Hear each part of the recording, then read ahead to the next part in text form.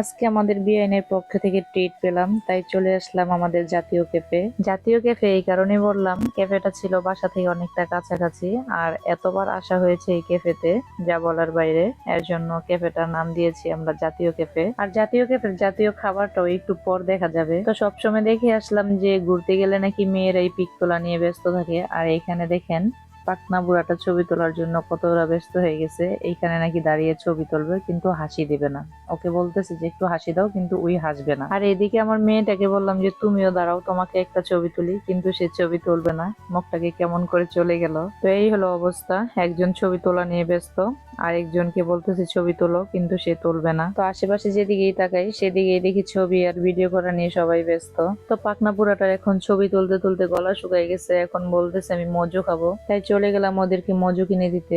মজু নিতে এসেও দেখেন কি অবস্থা, লোকটা একটু ভিতরে ছিল, তার আর তর্স হয়েছে না কখন নিবে। তার আম্মুকে বলতেছিল আম্মু চলো না, তুমি এটা খুলে দাও, আমি নিয়ে নিই। তো এই হলো অবস্থা বাচ্চাদের নিয়ে ঘুরতে গেলে। তারপরেও মনে করি যে কোথাও গেলে বাচ্চাদের সাথে নিয়ে যাওয়াটাই ভালো, কারণ ঘুরতে গেলে তো আনন্দ করবেই তারা, জ্বালাতন করবে তারা, এই নিয়েই তো ঘুরতে যাওয়া। তো আমার মেয়েটা এদিকে বলতেছিল যে আম্মু চলো না এই সাইডে গিয়ে একটু বসি, ওই সাইডে ডেকোরেশনটা নতুন করে করা হয়েছে, এর জন্য বারবার বলতেছিলাম আম্মু এই সাইডে চলো যাই। তো মেয়ের কথা অনুযায়ী চলে গেলাম এই সাইডে। ওইখানে যে বলতেছে যে আম্মু আমি এই বেঞ্চে বসি, আমাকে ছবি তুলে দাও। তো একটু আগে দেখতে পেলেন যে অনেক বলার পরও ছবি তুললো না, আর এখানে এসে নিজে থেকে বলতেছে আমাকে এখানে ছবি তুলে দাও। তো এখনকার বাচ্চারা এরকমটাই বেশি করে, তাদের নিজের ইচ্ছের বিরুদ্ধে কিছু করতে চায় না। একটু আগে ইচ্ছে করে নাই তাই ছবি তুলে নাই, আর এখন ইচ্ছে করতেছে তাই ছবি তুলবে। তো একটু আগে দেখেছিলাম অন্যদের ভিডিও করা, আর এখন আমাদের গ্রুপ মেম্বারদের শুরু হয়ে গেছে ভিডিও করা। এইখানে সবাই ভিডিও করা নিয়ে ব্যস্ত, আর ওইখানে উনি একা একা বসে আছেন। বাড়ির পাশে বলে আমরা একটু আগেই চলে গিয়েছিলাম, যার জন্য লোকজন খুবই কম ছিল।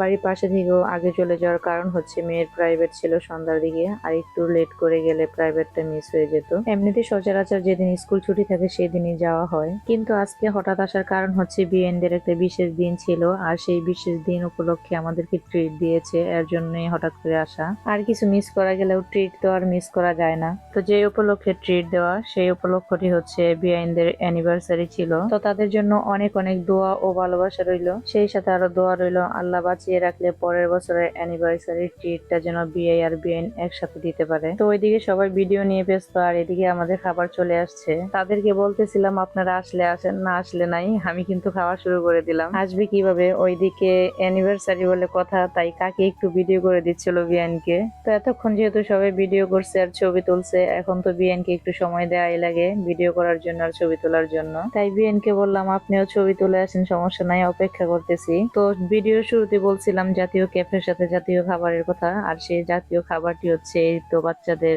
প্যাকেজ খাবারটি। তো এই ক্যাফেতে আসলে আমরা বেশিরভাগ সময় এই প্যাকেজটি খাই, আমার মেয়ের ফেভারিট একটা খাবার। প্যাকেজের সাথে এখানে ফুচকা ছিল। ক্যাফে আসবো আর ফুচকা খাবো না তা কি আর হয়। তো খাবার দাবার শেষ, সন্ধ্যা হয়ে গেছে। সন্ধ্যাবেলা এক কাপ কফি না খেলে তো আর জমেই না। তো এই কফি আর কফি হাউস নিয়ে একটা গান আছে, কফির কাপটা হাতে নিয়ে সেই গানটির কথা মনে পড়ে গেল। তো কফিটা খেতে খেতে ভিডিওটি এখানেই শেষ করব। তো ভিডিওটি ভালো লাগলে লাইক, কমেন্ট এবং শেয়ার করে দিবেন। পেজটি এখনো যারা ফলো করেননি ফলো দিয়ে পাশে থাকবেন। কষ্ট করে ভিডিওটি দেখার জন্য অনেক অনেক ধন্যবাদ। ভালো থাকবেন সবাই, আল্লাহ হাফেজ।